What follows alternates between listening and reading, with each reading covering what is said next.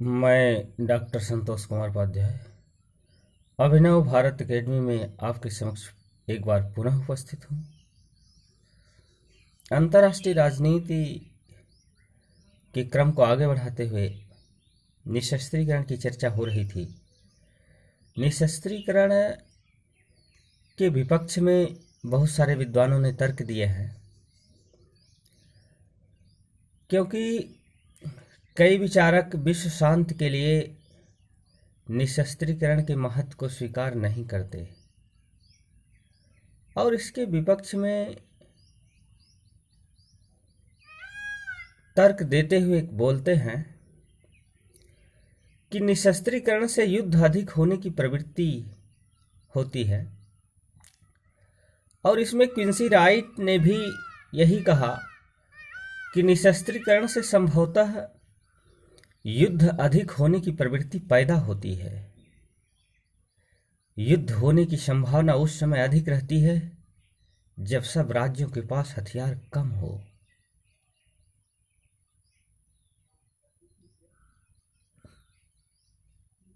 राज्यों के पास जितनी ज्यादा मात्रा में हथियार होंगे, वे उतने ही ज्यादा मात्रा में एक दूसरे से डरते रहेंगे और एक दूसरे को शक्ति प्रयोग से रोकते रहेंगे।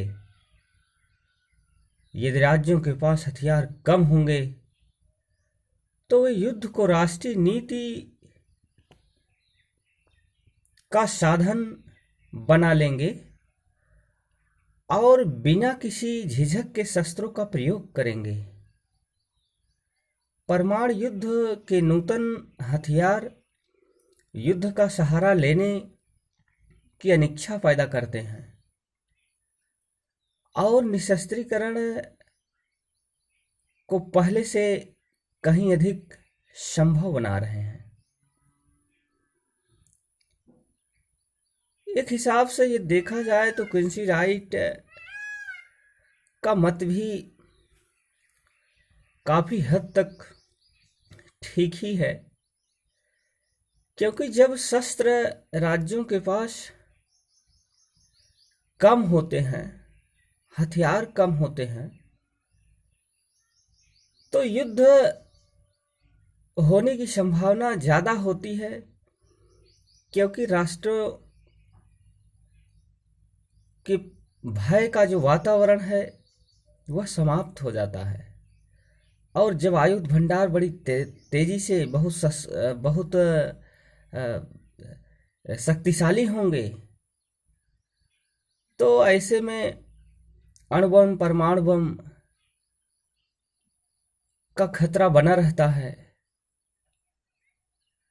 तो क्विंसी राइट महोदय ने जो कहा, एक हद तक उनकी बात भी स्वीकार की जा सकती है कि हथियार जितनी ज़्यादा मात्रा में होंगे, वे उतने ही ज़्यादा मात्रा में एक दूसरे से डरते रहेंगे। यह बात तो सही है, लेकिन युद्ध होने की संभावना कोई जरूरी नहीं कि हथियार होंगे तो युद्ध नहीं होगा। दूसरा कारण बताया जाता है कि शस्त्रीकरण से आर्थिक मंदी। ऐसा भी कहा जाता है कि शस्त्रीकरण से आर्थिक मंदी पैदा होगी, जिससे समृद्धि का मार्ग अवरुद्ध होगा। आपने देखा कि द्वितीय विश्व युद्ध के दौरान अमेरिका ने हिरोशिमा और नागासाकी पर बम गिराए थे और उन बमों के निर्माण में अमेरिका ने अरबों डॉलर व्यय किया था। तो आर्थिक मंदी पैदा होगी, समृद्धि का मार्ग अवरुद्ध होगा। लड़ाई झगड़ा, मार पीट, बमबारी, गोली वर्षा से बेरोजगारी बढ़ेगी, भूखमरी बढ़ेगी और गरीबी आएगी देश में। आज लाखों करोड़ों मजदूर और तकनीकी विशेषज्ञ शस्त्र निर्माण, शोध तथा सैनिक साज सामान के निर्माण में लगे हुए हैं। यदि निशस्त्रीकरण लागू हो जाता है तो करोड़ों लोग बेकार हो जाएंगे, हजारों कारखाने बंद हो जाएंगे, कई देशों की अर्थव्यवस्था डगमगा जाएगी। यह बात भी, इसको भी नकारा नहीं जा सकता, क्योंकि शस्त्र निर्माण में भी बहुत सारे रोजगारों का सृजन हुआ है। लेकिन देश की अर्थव्यवस्था कहीं न कहीं से शस्त्र निर्माण की प्रतिस्पर्धा में देश ये कह करके कि हम राष्ट्रीय सुरक्षा में लगे हुए हैं, देश की जो बदहाली है, जो बेकारी है, जो देश में भूखमरी है, उसको भी कहीं न कहीं से यदि इतनी मात्रा में शस्त्रों के ऊपर धन खर्च न किया जाए तो उसको भी दूर किया जा सकता है। तीसरा कारण है निशस्त्रीकरण से वैज्ञानिक एवं तकनीकी प्रगति का अवरुद्ध होना। ऐसा भी कहा जाता है कि निशस्त्रीकरण से तकनीकी और वैज्ञानिक उन्नति की गति मंद पड़ जाएगी। आज विज्ञान और तकनीकी के क्षेत्र में जितनी भी उन्नति हुई है उसका मूल कारण राष्ट्रीय सुरक्षा की चिंताएं और शस्त्र निर्माण के क्षेत्र में होने वाले अनुसंधान है। तो इस तरीके से निशस्त्रीकरण से तकनीकी और वैज्ञानिक उन्नति